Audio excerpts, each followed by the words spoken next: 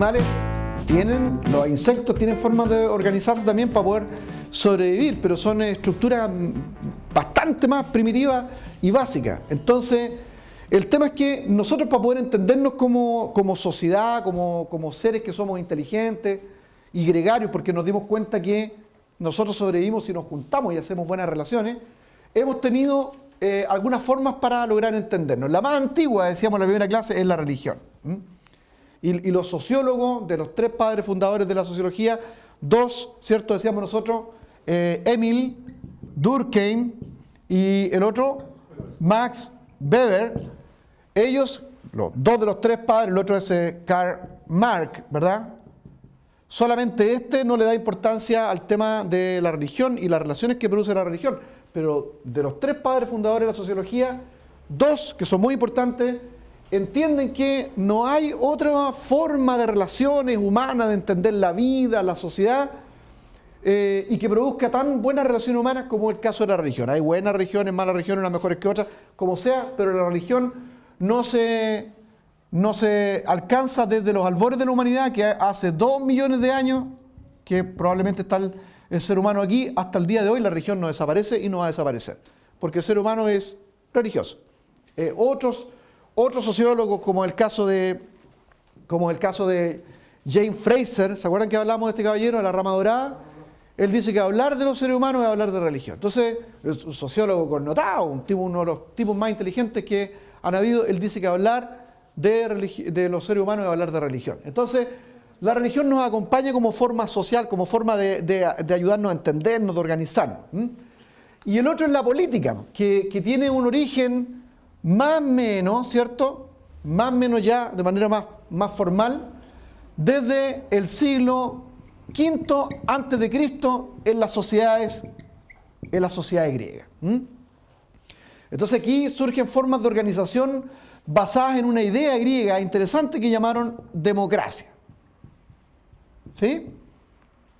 Democracia, ¿sí? Que venía del griego demos y kratos, ¿cierto? Poder del pueblo. Y que es la idea de que los seres humanos pueden tomar decisiones todos juntos para vivir mejor. Y se da muy bien esta forma de ver la organización de la vida, porque ellos tenían también unas ciudades-estado a las que denominaban polis, donde tenían sistemas de autogobierno, de autosustento, de autoprotección. Entonces se les daba muy bien a ellos la democracia. Entonces la política, ¿cierto?, que era una palabra que estaba dedicada al ciudadano, porque eso significa política, el ciudadano, es una palabra que se va a usar para estos sistemas de cómo nosotros nos organizamos. Y se desarrolló fuertemente ahí dentro de las polis. Entonces ahí los 2 grandes padres de la filosofía, ¿cierto?, hasta el día de hoy, ¿cómo se llaman ellos? Platón y Aristóteles van a comenzar a hablar acerca del mundo de la política y de la democracia y cómo organizarnos ya de manera más formal. La religión continúa estando siempre presente, pero la política empieza a tener mucha importancia. Platón va a escribir un texto que se llama La República, donde va a hablar de todos estos temas. Estamos haciendo un repaso bien rápido. Y Aristóteles, ¿cierto?, va a escribir un libro que se llama La Política, y de ahí esta palabra se va a hacer famosa, la política de Aristóteles. ¿De acuerdo? Entonces, empezaron a hablar, ¿cierto?, en la primera clase dijimos de formas puras, de formas impuras de la política, de distintos tipos de formas de gobernarnos, la monarquía, la aristocracia, que es el gobierno de los patricios, de los que tienen más recursos, los terratenientes, ¿verdad? Y la democracia, que es el gobierno del pueblo, o supone de la mayoría que puede tener algún acceso a dar su punto de vista o su opinión. ¿De acuerdo? Con el tiempo, y ya sobre todo en la época de la aparición de la modernidad, estamos hablando aquí de 500 años antes de Cristo, ¿no? El siglo V, 500, 600 años antes de Cristo, hasta la modernidad, que data más o menos del 1500 después de Cristo, o sea, 2000 años después, todos estos conceptos se han ido desarrollando y hay un diálogo muy fuerte en torno al concepto del Estado. ¿Sí? Entonces yo también me dediqué a explicarle a ustedes cómo este concepto de Estado fue desarrollándose desde las épocas más primitivas hasta la época moderna, ¿cierto? Haciendo análisis de cómo los pueblos antiguos lograron desarrollar cierto concepto de Estado, pero era muy básico, y otros lograron desarrollar ciudades-Estado y estados complejos, como es el caso de las civilizaciones. Y en todas ellas, también, aparte de este desarrollo de cómo organizarse en términos políticos, había también una gran religión, ¿cierto? Entonces, pasamos hablando de eso, y no podemos volver tan atrás, sino hacer un pequeño resumen. Pero este concepto de Estado lo va a tratar muy bien un señor llamado, ustedes ya saben todo esto de memoria. ¿Cómo se llamaba él? ¿Cómo? No. Tomás Hobbes, muy bien. Eso, Tomás Hobbes, en su libro Leviatán, él va a hablar acerca del Estado. ¿Y por qué? Un tema que está en boga ahí es la cuestión de quién tiene el derecho al uso del poder, o como se habla hoy día, a la construcción de la hegemonía para conseguir el poder, o sea, la asociación de distintos grupos con fines particulares para conseguir el poder y la administración del poder. Es un tema que se conversa muy fuerte en ese tiempo porque los estados han tenido ciertas formas de ser administrados, los imperios, ¿cierto? Y las monarquías. Entonces hay un evidente abuso del poder porque está concentrado en una sola mano, en un par de manos nomás, de una sola persona.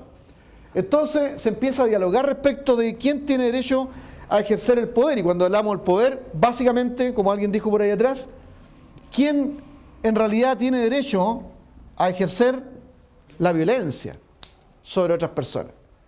¿Quién tiene derecho a ejercer la justicia sobre el otro?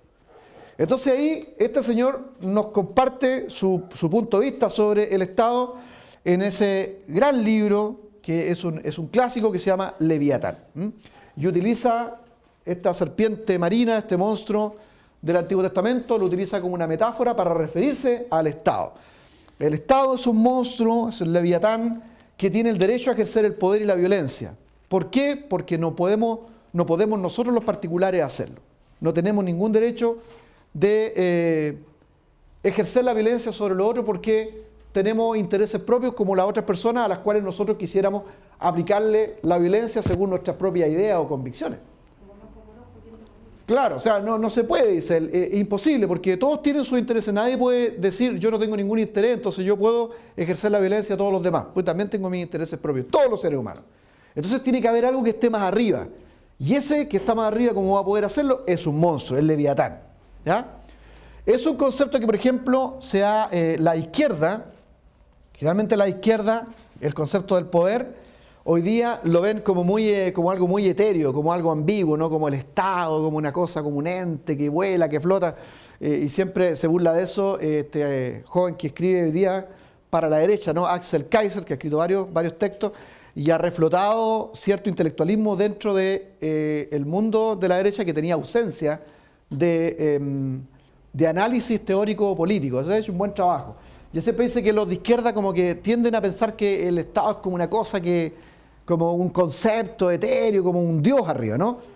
Y bueno, las derechas tienden a humanizarlo al otro extremo. O sea, porque reconocen que el Estado realmente son personas que de tiempo en tiempo administran el Estado. Entonces esos estados pueden tomar la forma de las personas, la forma ideológica.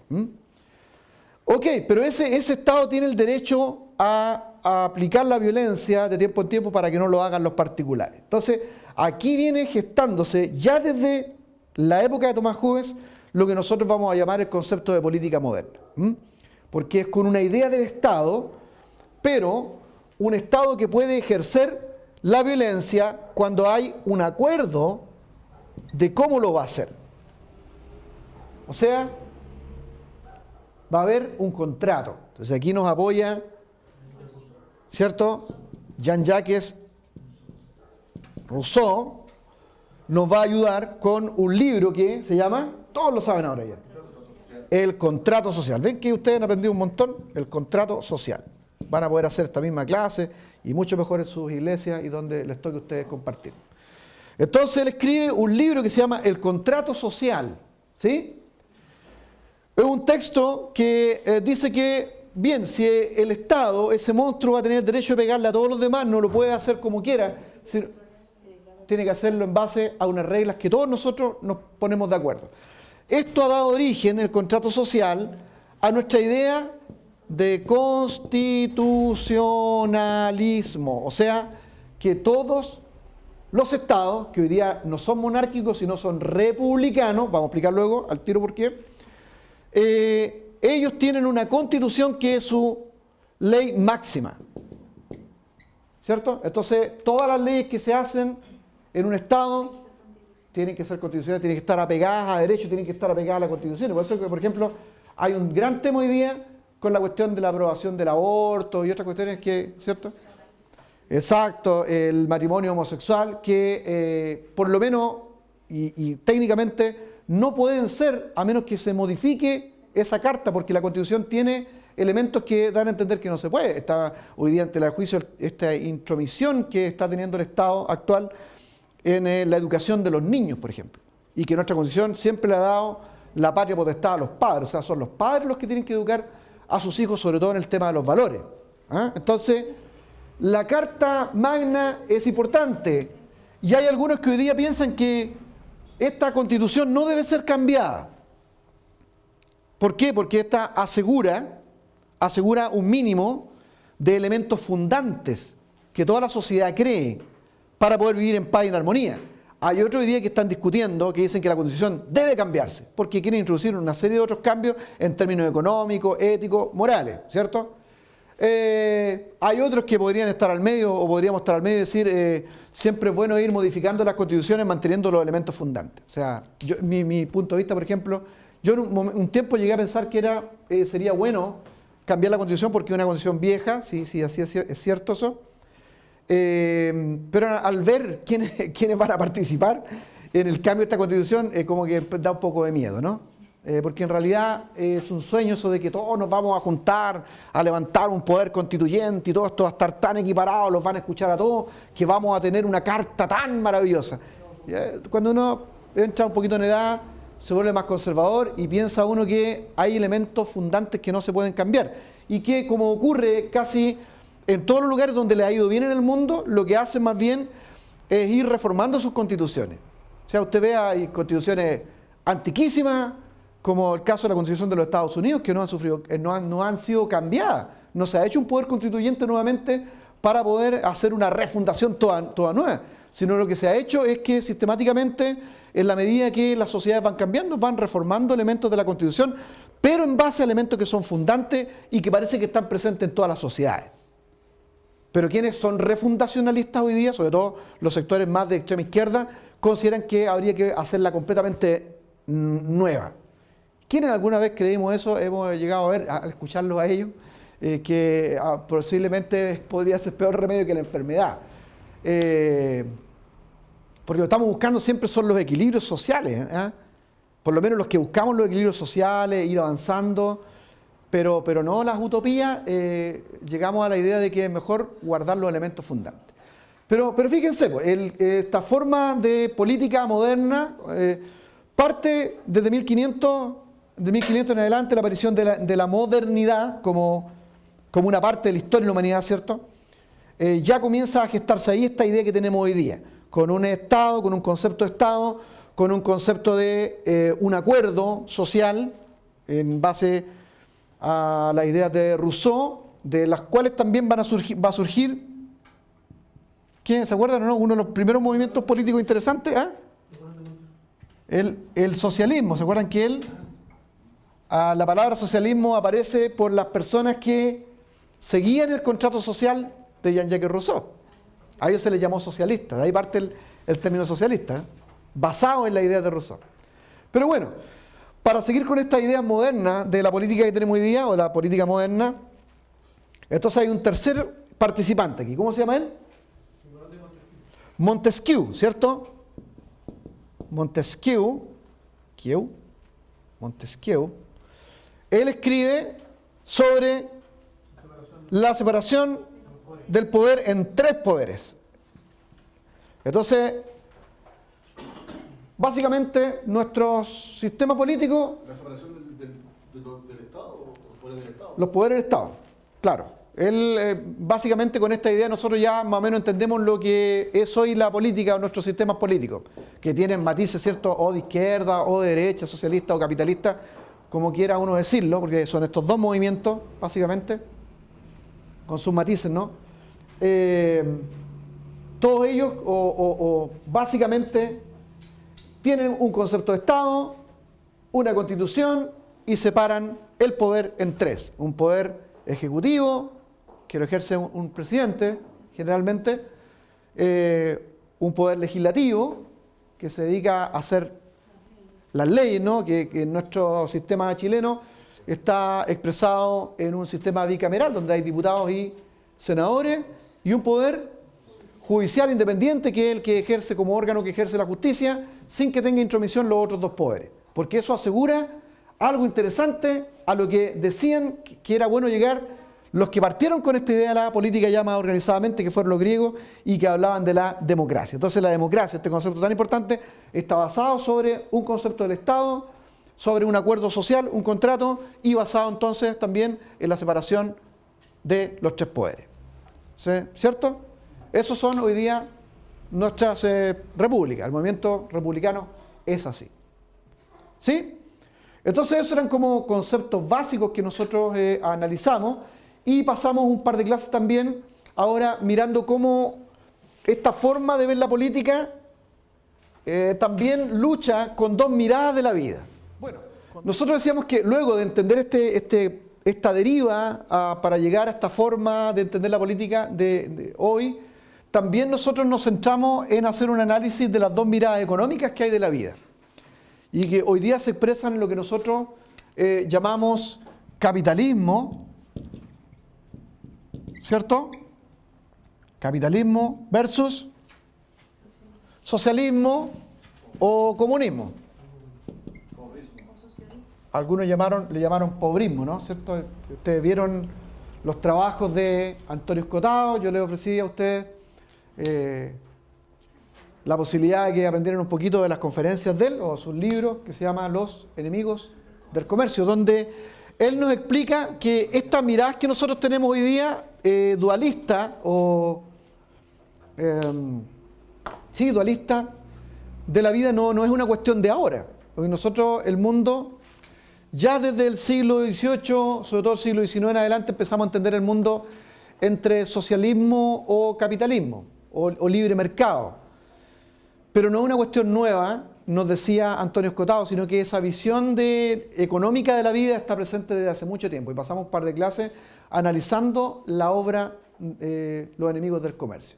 ¿Qué es lo que aprendimos de Antonio Escotado entonces? Yo creo que después de este repaso estamos listos para hacer hasta un buen examen, pero dije que no íbamos a hacer examen, ¿cierto? Si ustedes hacían tarea, pero poco han entregado tarea. Ya. Ok. Bueno, él decía que analizando las sociedades antiguas, uno podía ver que habían personas que seguían un tipo de sociedad que él denominó como clerical, militar, y coloca ahí el término sublime porque incluye una idea filosófica ahí, ¿no? De que hay un sector de la gente que piensa que la vida económica debe estar basada en una idea casi utópica, ¿no?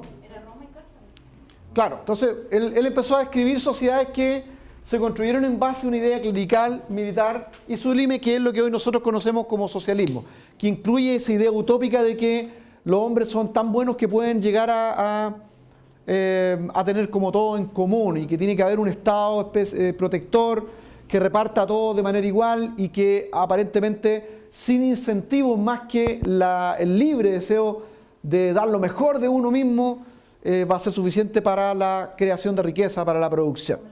¿Cierto? Entonces, como una cosa sublime. Entonces ahí él habló de la sociedad antigua y la empezó a comparar, ¿no? Con el otro modelo, que era más parecido al capitalismo, que le llamó él comercial, industrial y ahí coloca la palabra interesante, prosaico, que es una palabra no tan de buena monta, porque la palabra prosaica es una palabra que tiene que ver con lo vulgar, con lo ordinario, con lo de todos los días, lo común y corriente. Entonces, prosaico. Y que reconoce Antonio Escotado que es prosaico, porque está basado en la idea de que el hombre, el incentivo que tiene para hacer las cosas es su beneficio propio. ¿Por qué hace las cosas el hombre? Porque quiere crear una sociedad igual, porque quiere contribuir con el otro, compartir. No, dice él. Los seres humanos en realidad, desde la mirada de lo comercial o industrial, tiene un incentivo cuando está pensando en tener cosas para sí mismo. Entonces, él hace una comparación desde las sociedades griegas en adelante hasta la historia de hoy día, va comparando las sociedades, cómo se han peleado estos dos modelos. Y ha llegado a la conclusión, para no volver a hacer toda la historia que nos presenta Antonio Escotado en Los enemigos del comercio, diciendo que este modelo, él termina denominándolo pobrismo, y que ha sido, según él, sostenido, fortalecido por todo lo que tiene que ver con religión y lo militar.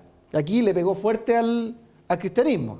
Entonces hicimos la aclaración nosotros de que, exacto, de que de los esenios comienza a aparecer esa idea, y Jesús de Nazaret en el Nuevo Testamento, en los Evangelios, junto con sus discípulos, habrían sido los primeros comunistas. O sea, ahí nosotros decíamos, bueno, interesante la tesis de Antonio Escotado, aunque no es una tesis de él, porque esto lo hicieron antes los teólogos de la liberación, de la teología de la liberación.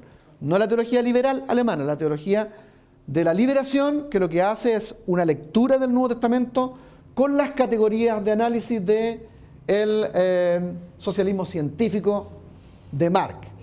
Entonces, durante toda la Edad Media, grandes pensadores, padres de la Iglesia, fomentaron la idea comunista, satanizando la transacción. Y aquí, por ejemplo, Antonio Escotado nos da un ejemplo haciendo análisis de documentos de 6 siglos en la Edad Media, donde él busca el término negociación, ¿cierto? Y aparece en 6 siglos unos cientos de veces la palabra negociador. ¿Por qué? Porque se había bajado o se había visto mal el que una persona negociara. Varios padres de la Iglesia trataron de decir que básicamente es un pecador el que negocia, porque cuando hay un negocio entre dos personas, siempre hay uno que pierde. Ese era el concepto que tuvo el catolicismo romano. Y por tanto no se negociaba, no existía la propiedad privada durante la Edad Media, ¿cierto? Y la gente llegó a una vida, pero de tal austeridad que él realmente dice que esto podría llegar a llamarse pobrismo, lo que él identifica con el comunismo, ¿cierto? Entonces, esa es la época más bien del protestantismo, ¿cierto? Esa es la época en que aparece un movimiento diferente respecto de la fe, donde hay un cambio dentro del mundo clerical. Eso también creo que lo dice un poco Antonio Escotado, y obviamente porque dentro de los pensadores evangélicos o protestantes, como el caso de Max Weber, él reconoce que el protestantismo ha tenido mucha relación con el surgimiento del capitalismo, sobre todo los protestantes que tienen algún tipo de pensamiento más bien calvinista, ¿cierto? Que le dan un significado distinto al trabajo, como para Dios.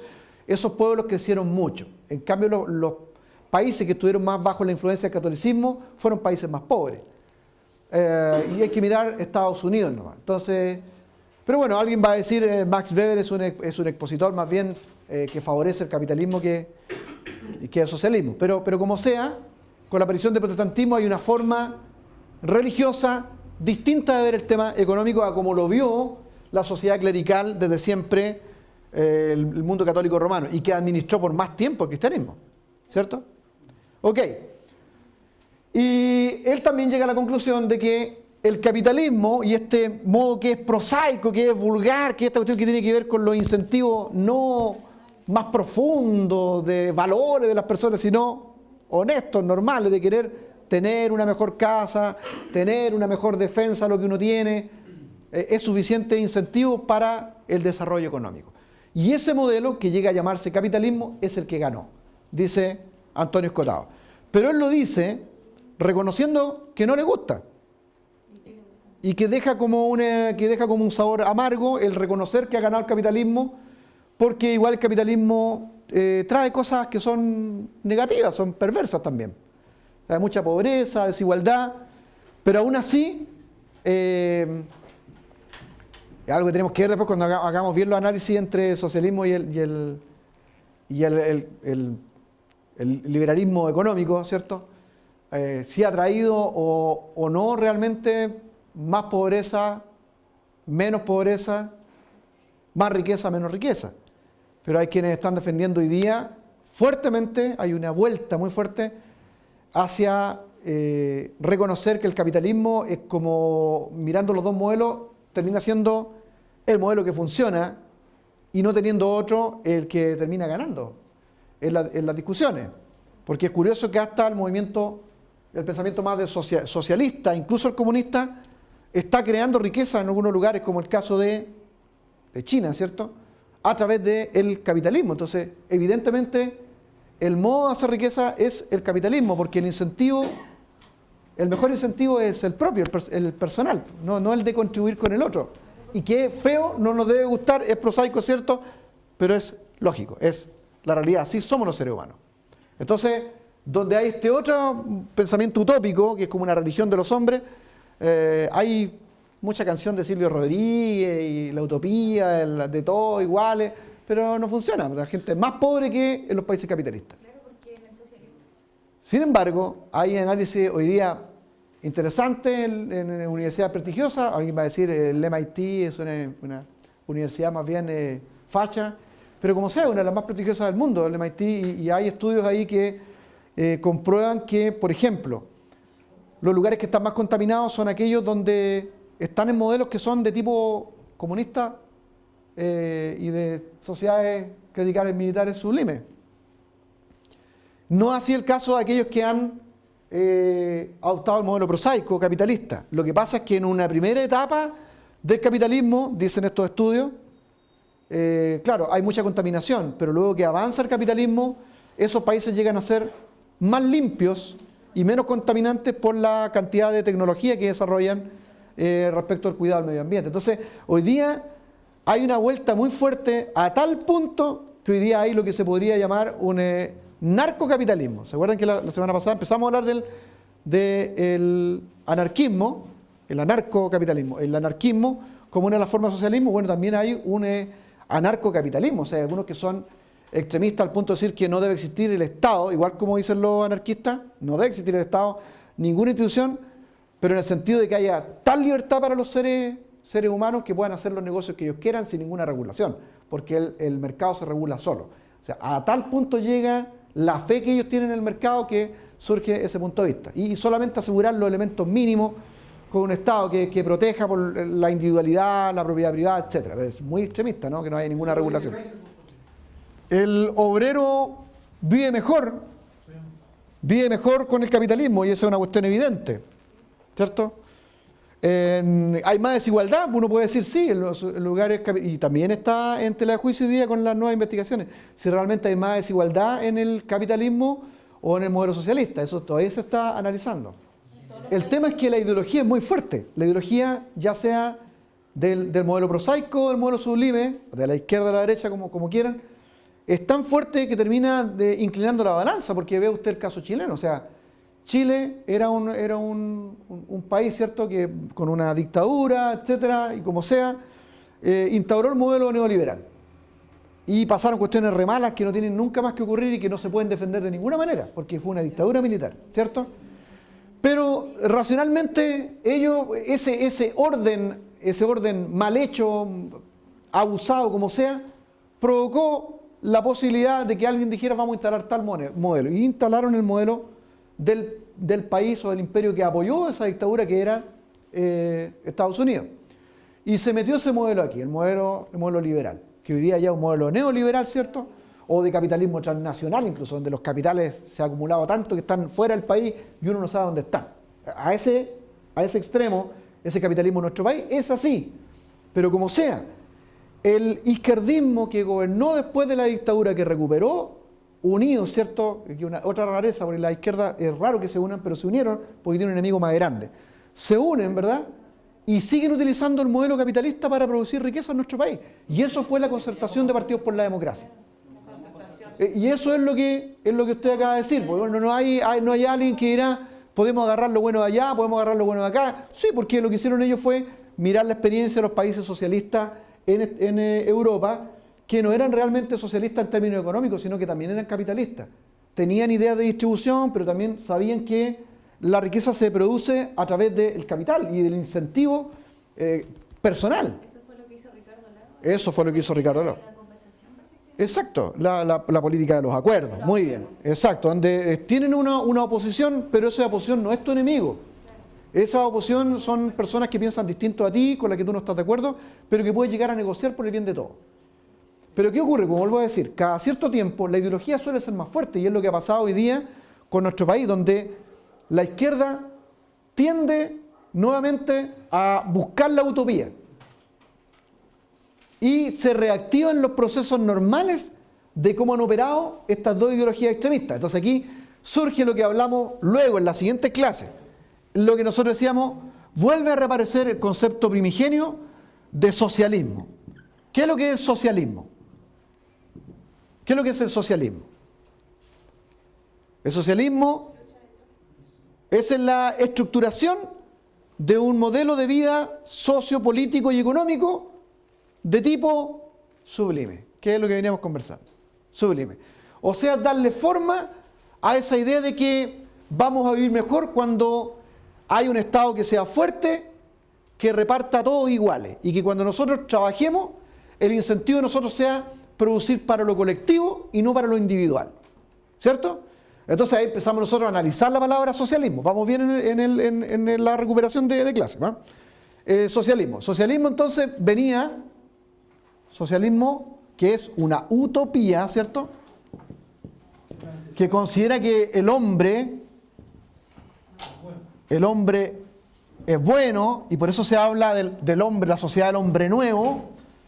Están siguiendo todas las ideas del racionalismo kantiano. Kant, que rechaza la religión, va a decir, no, el hombre es bueno, es grande, adulto, se la puede decir la religión. Bajo toda esa idea se desarrolla el pensamiento también utópico socialista. Y socialismo se le va a llamar a los seguidores de las ideas de Rousseau, son socialistas, y se les va a llamar así a los seguidores después de los que se conocen como los socialistas utópicos. ¿Quiénes son ellos? Dos importantes, uno inglés,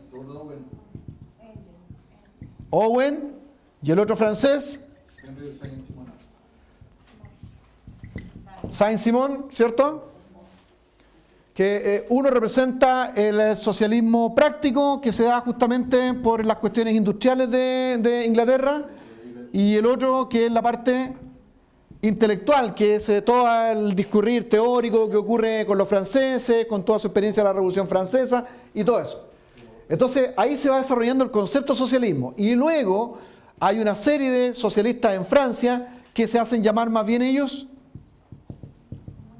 comunistas, que son obreros que dicen, ¿saben qué? Esta idea utópica de la repartición igualitaria del socialismo no va a poder ser una realidad a no ser que sea con medios más fuertes. Revolución. ¿Cierto? Luego esa idea socialista se van a convertir en ideas de carácter científicas, con la aparición de un filósofo político y economista llamado Karl Marx, que lo que hace es darle categorías científicas al análisis del socialismo. Surge lo que se llama el socialismo científico. Y él prefiere llamar al socialismo comunismo, siguiendo la idea de estos obreros de Francia que dicen, miren, ¿saben qué? El socialismo es una realidad buena que podríamos llegar ahí nosotros, pero no va a poder ser implantada a menos que sea con una forma más fuerte. Violencia, revolución, tiene que ser más radical. Esta cuestión de organizarnos y cambiar al hombre, no. tiene que hay que cambiar la cuestión, hay que quitarle los medios de producción a los dueños de la fábrica, hay que terminar con la propiedad privada. Todas esas ideas las va a expresar Marx en sus escritos, ¿no? La Sagrada Familia, el Capital de Marx, ¿cierto? Y por supuesto, el Manifiesto Comunista de Marx, el año 1848, del cual va a surgir el Partido Comunista, que es la expresión política del pensamiento de Karl Marx y su amigo Engels, ¿cierto? Entonces esta idea se va a diseminar tan fuerte por Europa, va a saltar luego a los países de América Latina y vamos a llegar hasta el día de hoy. Pero digo, este pensamiento socialista revive nuevamente en el caso de nuestro país, y un ejemplo. Una vez que hemos tenido ese consenso que existe entre medio, y no puede haber algo entre medio que nos beneficie a todos, sí lo hubo, pero como son ideologías tan fuertes, como decíamos, el anarcocapitalismo y el izquierdismo extremista de tipo comunista, ¿cierto? O anarquista, que luego resurge. ¿Por qué razón? Y se explica con lógica de la siguiente manera. Porque además luego, seguidores de Karl Marx, ya para el siglo XX, como el caso de la Revolución Rusa, Lenin y Stalin, ellos van a estar en concordancia con las ideas de Marx y van a explicar lo siguiente, van a hacer la diferenciación entre socialismo y comunismo en el siguiente sentido, en que el socialismo es una primera etapa de esta revolución. Es donde lo que se intenta hacer, ¿qué es lo que era? Ustedes me van a recordar. En la primera etapa, ¿qué es lo que intenta el socialismo? Eliminar las clases. ¿Cierto? Eliminar las clases. O sea, reactivar la lucha de clases para que no hayan clases. Una revolución para que no exista la clase burguesa, que es la opresora, y la clase proletaria, que es la oprimida. ¿Cierto? Entonces, luego que se desaparezcan las clases, uno entraría a la segunda etapa, que es la sociedad sin clases, a lo que nosotros podemos denominar comunismo. Entonces, lo que está ocurriendo hoy día, su pregunta, es que nosotros estamos volviendo a inclinar la balanza en términos sociales otra vez hacia el socialismo, que es más radical. O sea, hacia no entender nada otra vez. O sea, volver a creer que es posible hacer el cielo aquí en la tierra. Eso es imposible. Los evangélicos, por ejemplo, que somos religiosos, somos bien locos a veces, no somos tan irracionales, fíjate, en ese sentido, porque nosotros creemos en un mundo utópico, en un mundo paradisíaco, lleno de felicidad, sin cosas malas, pero después de esta vida, creyendo que el hombre trasciende, va en otra forma, a otro lugar, no sé cómo, los pastores, los teólogos lo explicarán de distintas maneras, pero creemos que vamos a otro lugar, que nuestro cuerpo, nuestros elementos físicos no se pierden, van a cambiar de estado y llegamos a otro lugar donde es perfecto todo. Eso explicado en términos religiosos, de manera evangélica, católica, como sea, es una esperanza escatológica en el futuro. Entonces aquí lo que hace el ser humano para llegar bien ahí es portarse bien, hacer las cosas bien, respetar a los otros, pero no intenta imponer cosas aquí, por lo menos el cristianismo que es sano. Da su punto de vista, puede ser fuerte, ¿cierto? Argumentativo, pero no va a obligar a nadie a ser cristiano. Si no, ya está mal ahí el cristianismo. En cambio, esta no religiosidad socialista, marxista, comunista, es más religiosa que el cristianismo. Y es más sectaria porque quiere imponer este modelo de vida a través de la revolución. Y hacer la utopía aquí en la tierra, que es imposible, con seres humanos de carne y hueso que son imperfectos. Ese es el asunto. Entonces, claro, el modelo que él propone, oye, ¿no habrá una cuestión intermedia? Sí, pues sí, eso siempre ha funcionado. Siempre ha funcionado. Los extremismos siempre son malos. Pero el socialismo en Chile estuvo, después de todo lo que la presidenta socialista hizo, como que fue un bajón tremendo. O sea, que haya salido Piñera con esa cantidad de votos fue un golpe duro al socialismo, comunismo, que ahora nosotros lo vemos que se reflotó con toda esta ideología, con todos estos nuevos movimientos que ellos mismos han estado levantando, porque no pueden estar ajenos a todo lo que Chile está viviendo como sociedad. Entonces, como que se reforman de tiempo en tiempo, siempre con la misma idea de revolucionar las cosas. Nunca se han conformado en que las cosas se pueden mejorar. usando un término medio. Y eso se da harto aquí en Chile, porque uno ve que el comunismo como que se reforma, siempre pensando en su misma ideología, como que son bien revolucionarios para hacer todo. Claro, pero hay que decir lo siguiente, para ser muy honesto, el pensamiento más extremo de derecha es igual. Nosotros tenemos un presidente hoy día que la mayoría de la gente dice, él es derecha, pero en realidad el presidente Sebastián Piñera es más díscolo que nada. O sea, no obedece a la derecha, tiene sus propias ideas. No podría ser uno decir que es un derechista extremo él. Pero hay derechistas que son extremos y que quieren cumplir sus ideas respecto de un Estado tan pequeño, que casi no hay regulaciones. Y se van perdiendo cosas que ha ganado también el obrero y la gente que tiene menos posibilidades. Entonces, la agenda de polarización está presente siempre en los dos extremos. Lo dice Antonio Escotado, sin ser político, sino ser un analista, un gallo que estudia la historia y dice, están peleando las dos formas siempre. Y cuando se recrudece la lucha y la balanza se vuelve a un extremo de manera muy radical, el pueblo comienza a sufrir. Porque es ese sector intermedio el que siempre mantiene los equilibrios en los países. Y eso, por ejemplo, aquí en nuestro país lo ocupaba un partido cristiano. La Falange, que era un movimiento de jóvenes que buscaban ayudas para el obrero. En la década del 20, 30, del 40 se convierten en la Democracia Cristiana, que es un partido político de inspiración cristiana y que va a apoyar la reforma agraria y cuestiones para los pobres y todo eso, pero que fíjate que interesantemente no es ni de extrema izquierda ni de extrema derecha y han mantenido el centro político. Y aunque nosotros muchos dijimos, ahora ser demócrata cristiano es como el camaleón, porque sí, pero supieron gobernar. Y como sea, le dieron cierto centrismo político al país que hoy día está vacío. Y por eso es que hoy día hay una problemática. Que es como que se carga o muy para la derecha o se carga muy para la izquierda y no sabemos para dónde va el péndulo, porque depende de lo que ocurre. Hoy día ganó la derecha por la cuestión de los valores. Pero los que se están metiendo a la política, los evangélicos, por ejemplo, que eran muchos de familias de izquierda, probablemente aprendiendo un poco más la política, no van a estar de acuerdo con que también los obreros y otra gente de su clase social pierda garantías. Se van a dar cuenta que el tema de los valores es súper importante, pero hay otros que también son muy importantes. Pero que valores no solamente Claro. significa el aborto, la ideología, sino valores No. está en que la mujer y el hombre tengan pensiones dignas, por ejemplo. Sí, absolutamente, todas esas cosas son importantes. Pero aquí lo interesante, quizás porque yo soy optimista y soy evangélico, entonces, hablando de ese mundo, soy optimista que todo esto que ha pasado y que es bueno, porque la base de nosotros es el tema que tiene que ver con ese tipo de valores. Por eso tenemos la convicción de que si esos tipos de valores son socavados en una sociedad, lo demás todo se cae. Entonces por eso somos tan, como dicen, tan extremistas con la cuestión de la cintura para abajo. Es que nosotros sabemos a dónde lleva eso. Ya lo hemos visto, las sociedades caen por eso, se destruyen. Entonces, pero entrando por ahí, luego también yo pienso que los cristianos van a empezar a darse cuenta que hay otros temas que también son importantes. Entonces yo veo con optimismo esta lenta irrupción, lento aprendizaje probablemente, de protestantes en la política, porque esto pasó antes también en Europa. Esta cuestión no es que uno la inventó, yo soy profeta y estoy haciendo una profecía a futuro, no, es que esta cuestión pasó en Europa antes.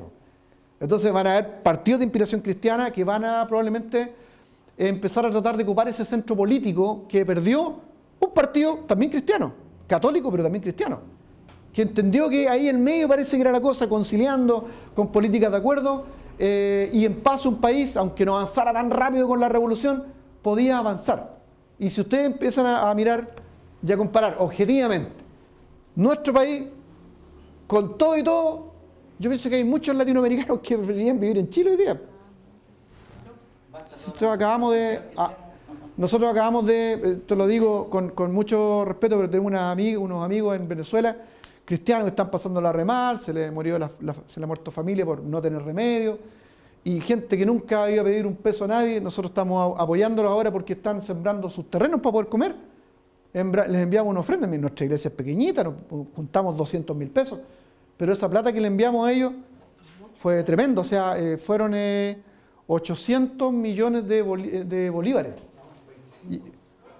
800 millones, mandó el pastor Luis Díaz, 200.000 pesos, 800 millones de bolívares.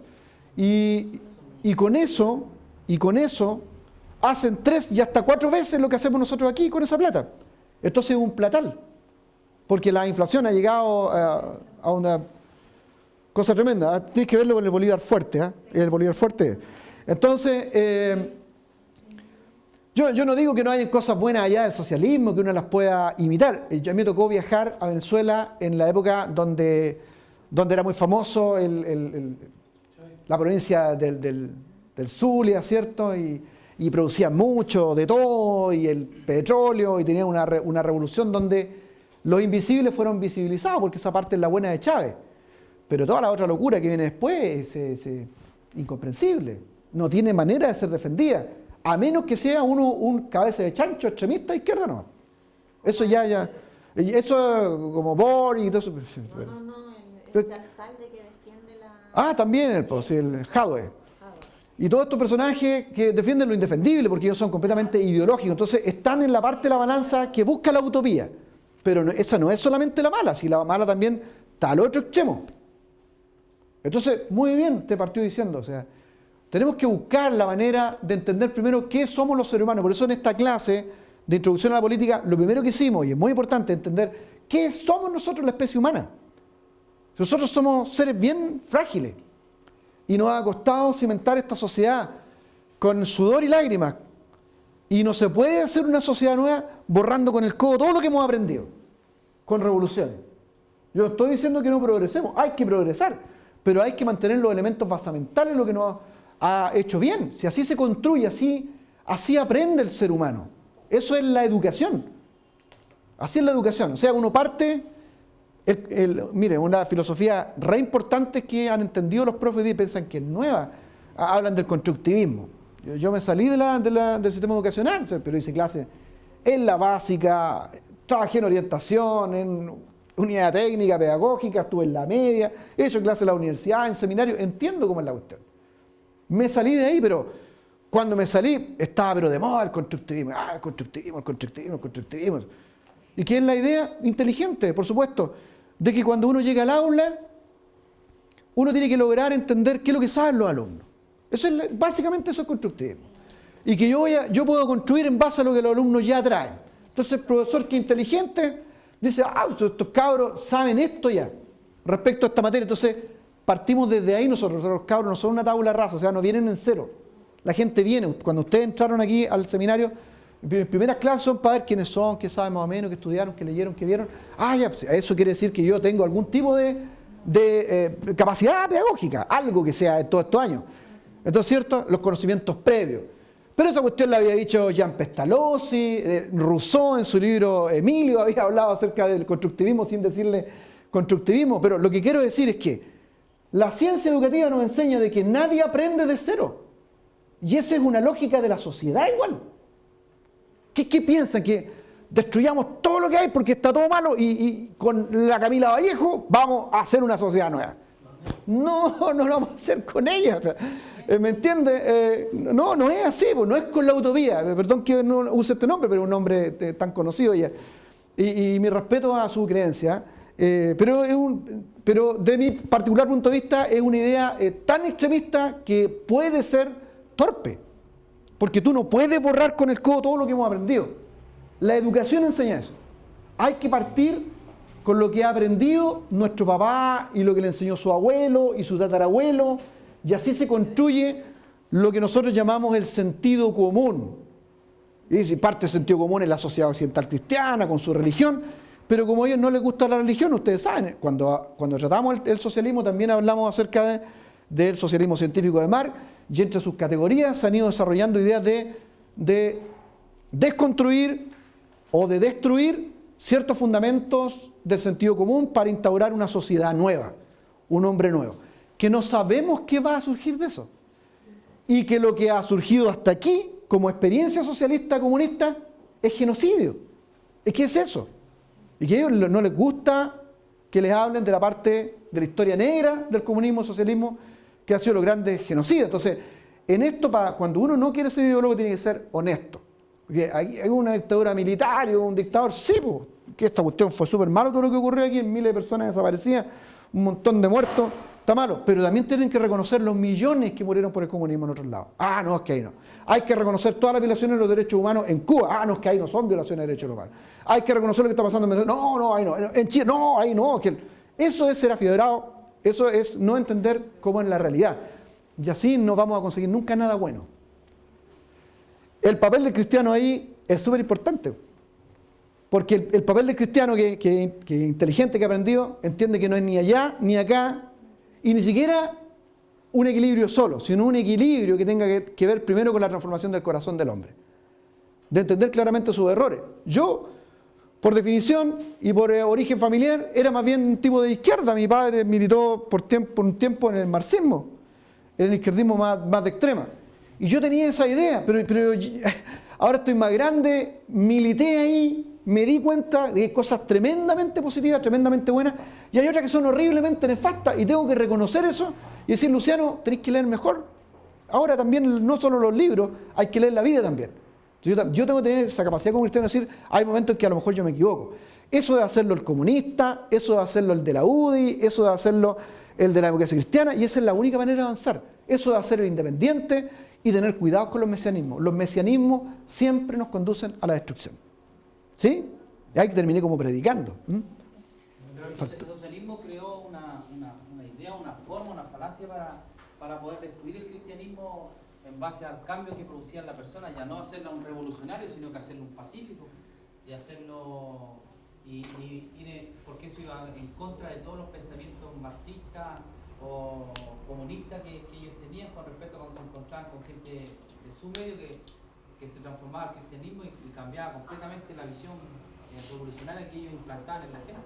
Por eso se ve esta lucha tan tremenda entre uno y otro, porque con lo que es religión, el comunismo es fuerte. O sea, bueno, ellos no, yo lo dije también en otra parte de mi clase, ellos no han entendido que tienen un círculo de radicalización que van alcanzando. ¿Por qué le llaman el opio a la gente? O sea, ¿por qué le llaman la droga? ¿Por qué le llaman droga a la religión?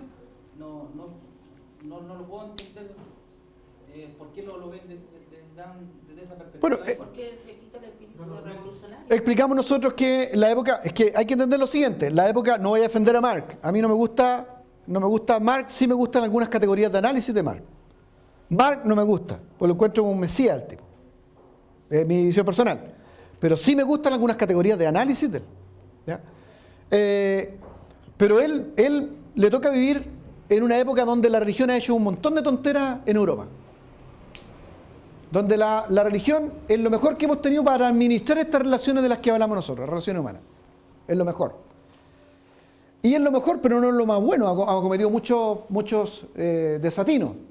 Entonces surge un círculo de pensadores bajo el influjo de un filósofo, Hegel. Y surge lo que se llama el círculo hegeliano, entre los cuales va a estudiar Marx. Y Marx va a ser uno de los protegidos de Hegel.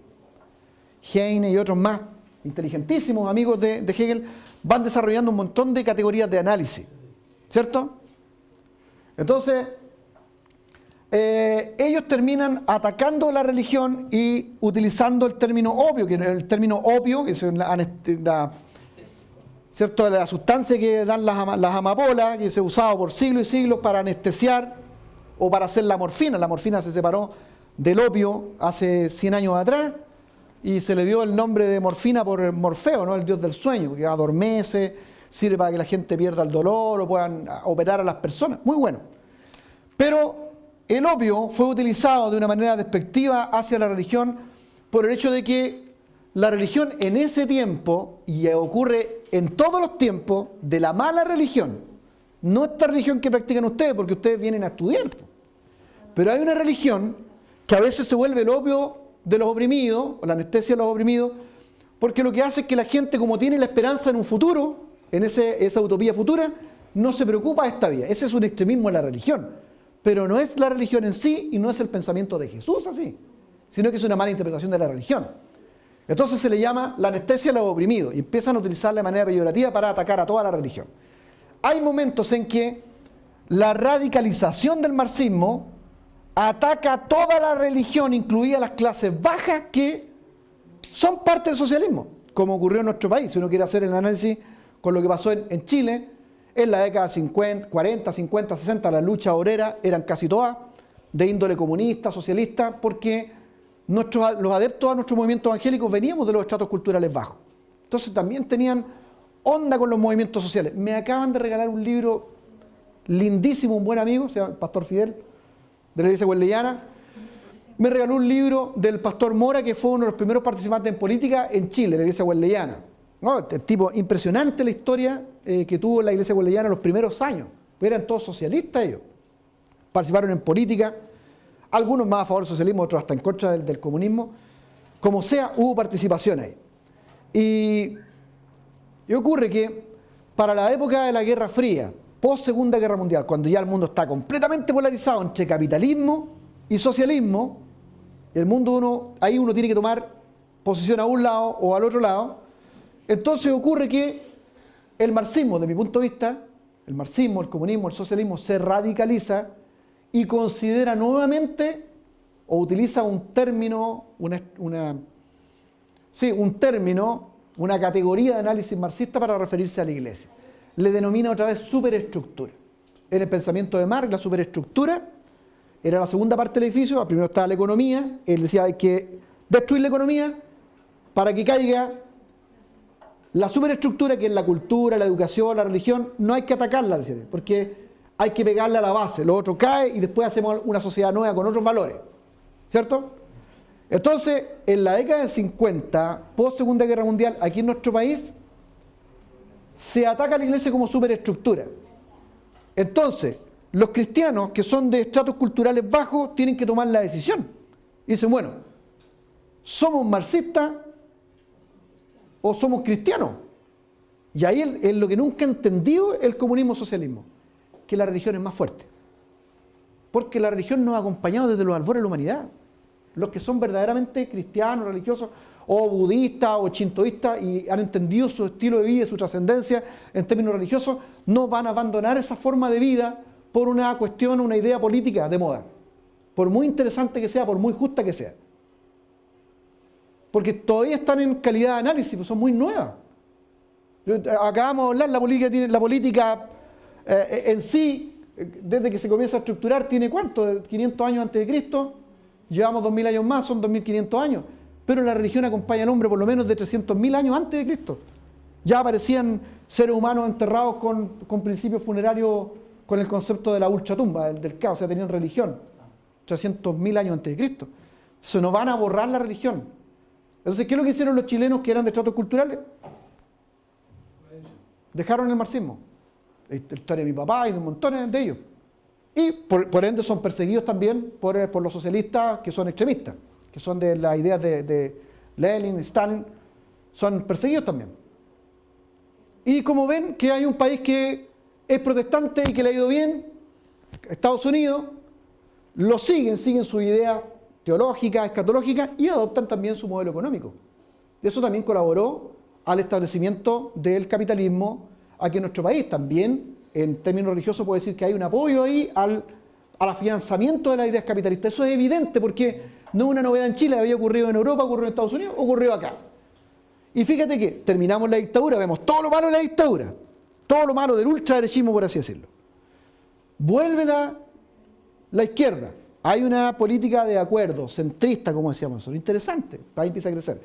Pero se carga ideológicamente la balanza y empiezan a implantar una nueva idea en el ciclo a través de recrudecimiento del marxismo, con un marxismo nuevo, del cual también hablamos en otra clase, que se conoce como marxismo cultural o postmarxismo, donde las categorías de análisis de Marx son cambiadas a temas de género, ¿cierto? Y empiezan a resurgir ideologías de marxistas post-clásicos, como el caso de, ¿cierto?, Antonio Gramsci, Ernesto Laclau con su esposa Chantal Mouffe, que son referentes en América Latina, con ese tipo de una posibilidad de un nuevo socialismo. Herbert Marcuse, con su idea de quinta columna y su interpretación de la Revolución del Mayo del 68, y toda esa cuestión, ¿verdad? Sí, y el sujeto político que ya no lo tienen, que es el obrero, porque el obrero le gusta ser capitalista ahora, si le gusta tener autos y casas y todo eso, empiezan a agarrar un montón de movimientos nuevos con los cuales empezar a hacer otra vez la revolución o crear el conflicto, porque este pensamiento socialista no vive no puede sobrevivir sin el conflicto, porque la única forma es establecer la utopía. Desarrollando hegemonía. Claro, de desarrollar hegemonía. Así se llama el libro de Ernesto Laclau y Chantal Mouffe. Hegemonía y estrategia socialista. Hay que leer ese libro. Ya. Hay unas críticas muy fuertes al libro de él hace poco. Bueno, pero eso entonces eso es lo que pasa de mi punto de vista, con el socialismo, que cada cierto tiempo se vuelve tonto y hoy día ataca valores que son fundamentales para la iglesia. Resultado, montones de gente que son más bien socialistas, que les gusta esa forma de vida, de ser un poquito más equitativo. ¿Qué es lo que hicieron? Dijeron, pusieron en la balanza o lo social o lo valórico. ¿Qué es lo que hicieron? Le enoje, le moleste, el que es religioso considera que esas cuestiones son fundamentales y punto. Y no leer eso indica que, otra vez como yo digo, el socialismo extremo no entiende. No entiende. ¿Por qué? Porque es ciego ideológico. Es ciego ideológico. Dice, los evangélicos entonces van a ser de ultraderecha. No, los evangélicos van a buscar su espacio en la sociedad. De aquí para adelante va a pasar lo mismo que pasó en Estados Unidos y en Europa. Van a buscar su espacio sociopolítico. Y no es que van a estar a favor de todas las políticas de la derecha. Están preocupados que se respete las promesas de campaña. Eso es lo que yo he escuchado por diferentes lugares. Que se respeten las promesas de campaña. No es que el evangélico, lo que yo veo, que queremos apoyar todas las políticas económicas de la derecha e incluso la ultraderecha. No es así, pues si toda esta gente viene también de estratos culturales bajos, sabe que los remedios tienen que ser más baratos, que no pueden aprovecharse las empresas, coludirse y hacer lo que ellos quieran. Pues. Ahora el 27 hay una reunión con el ministro Charlie. Sí. El 27, exactamente. Ok, y terminamos la clase pasada analizando uno de los extremos, una parte extrema del izquierdismo, ¿cierto? Del izquierdismo socialista, porque en la próxima clase entramos con el liberalismo para entender el capitalismo, que es la otra parte ahora. Hablábamos del anarquismo, que básicamente era un movimiento filosófico-político que lo que intenta es la abolición de todas las autoridades y del Estado. El anarquismo no cree en el Estado. El anarquismo se ve más cerca del izquierdismo porque hace frente común contra ideas de derecha, pero básicamente lo que pretende es la abolición del Estado, igual que el izquierdismo cree que el hombre es bueno y que se va a poder organizar solo, sin Estado y sin que nadie lo regule, porque eso cree el anarquista. El anarquista es diferente al socialista porque no cree en el Estado, quiere la abolición del Estado y todas las fuerzas de orden y de poder porque el hombre puede organizarse solo. Sí, va a estar lleno de violadores, cuchilleros, pandilleros y no necesitamos militares, no necesitamos nada nosotros, porque el hombre es bueno. Y por eso justifica la instauración de su nuevo modelo destruyendo lo que hay. Por eso es que la finalidad, ¿se acuerdan que el resumen del anarquismo era destruye para construir? Otra vez, el fondo, el centro, la inflexión es provocar la revolución.